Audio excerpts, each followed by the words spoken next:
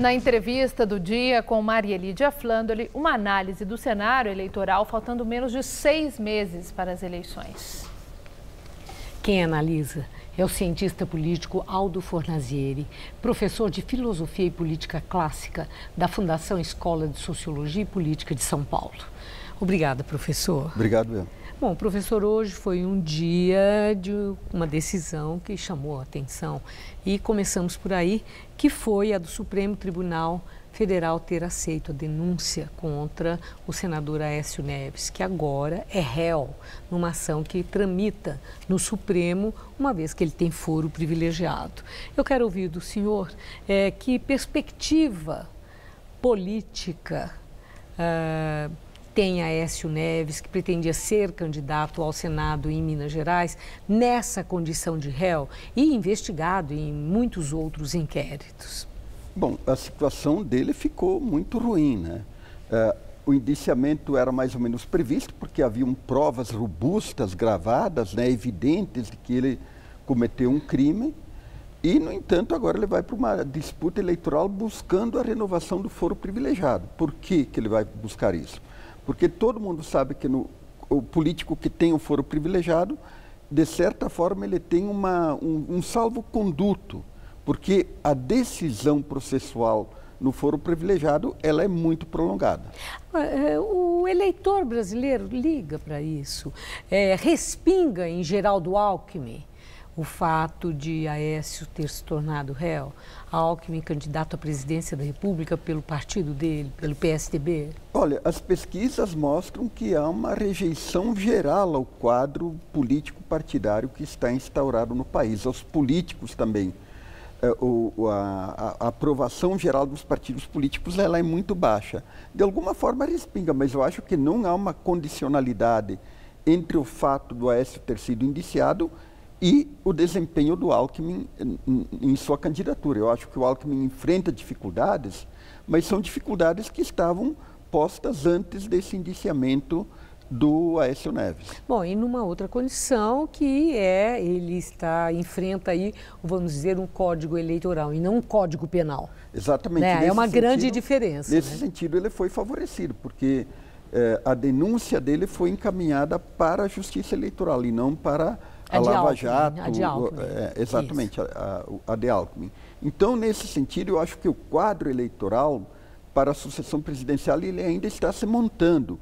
Há uma grande incógnita em torno do Joaquim Barbosa. Eu acho que se ele entrar, ele vai causar uma dificuldade maior à viabilização do Alckmin, porque ele atrai esse voto. A pesquisa do Datafolha, em certo sentido, ela mostrou isso, principalmente no centro-sul do país. O Joaquim Barbosa tende a tirar votos tradicionais do PSDB. Bom, falando em tirar votos, e Marina Silva? Essa última pesquisa da Datafolha mostra que ela pode ser uma beneficiária de votos se eventualmente Lula não for candidato. Tem a Marina Silva, tem o próprio Ciro Gomes, que de certa forma captura uma parcela do voto, mas isso é muito, digamos assim, muito frágil ainda, porque o quadro ele é completamente instável. E o PT, aparentemente, ele foi colocado numa situação sem saída de manter a candidatura Lula até o fim. Sem saída por quê, professor? Por quê? Porque se criou toda uma comoção em torno da prisão do Lula. O Lula, de certa forma, foi o ator dessa comoção e ele conduziu a essa comoção.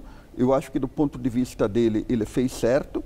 E agora, veja o seguinte, o PT não pode abandoná-lo no meio do caminho. Por isso que o PT está numa situação sem saída. Ele não pode substituir o Lula, ao menos nesse momento. Pode ser que, quando houver uma decisão da Justiça Eleitoral de eventualmente bloquear a candidatura dele, aí possa haver um plano B, digamos. Um plano B, mas nesse momento está completamente descartado o plano B. Então, essa permanência do Lula na disputa, ela cria uma imprevisibilidade geral do quadro sucessório. E interessante que houve aí, certamente, não apenas para os integrantes do PT, mas também aliados de Lula, uma frustração, porque se admitia a possibilidade de uma convulsão social, de uma reação muito significativa se Lula por todos esses apoiadores dele, considerado inocente, fosse parar na cadeia. E deu no que deu. Exato. Lula condenado, Lula está preso e não houve a tal convulsão social, não houve uma reação, não houve clamor das ruas. O que isso sinaliza para o próprio Lula e para o PT? Bom, veja o seguinte, a pesquisa do Datafolha mostra que a sociedade está dividida em torno da prisão dele. Existe uma pequena maioria, 50 e poucos % que querem a prisão e 40 e tantos % que não querem a prisão. Então, nesse sentido, a sociedade está dividida. Mas por que não houve a convulsão?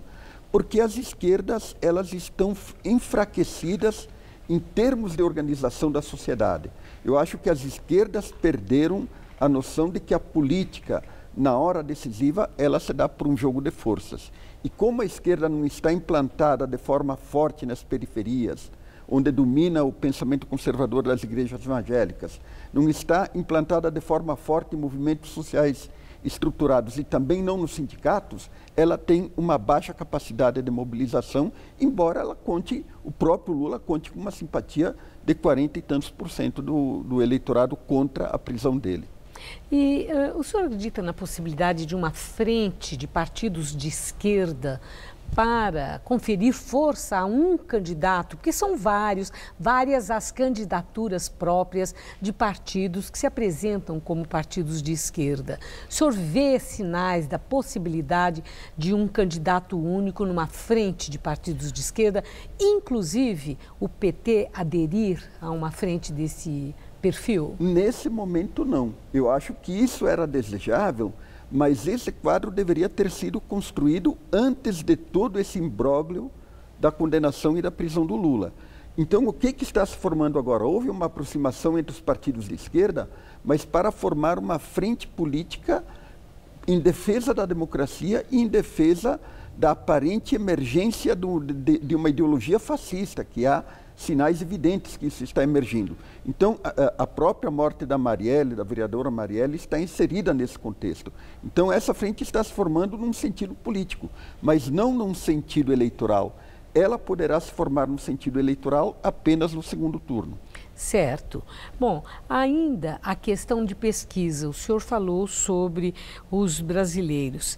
Eu tenho aqui um número, 57% dos brasileiros apoiam prisão de réus condenados em segunda instância e 84% disseram que acham que as investigações da Lava Jato devem prosseguir. E aí a indagação do quanto pode ser contraproducente essa reação contrária à decisão da Justiça de prisão a Lula condenado em segunda instância e, ao mesmo tempo, as críticas duras do próprio Lula e das lideranças petistas aos procuradores, delegados e juízes que integram a tarefa Lava Jato. Bom, aí há que se distinguir as coisas. Por exemplo, o Lula, no discurso que ele fez no Sindicato dos Metalúrgicos, ele se manifestou a favor da Lava Jato. O que ele se manifestou contra é o caráter persecutório da Lava Jato, principalmente contra ele e contra o PT.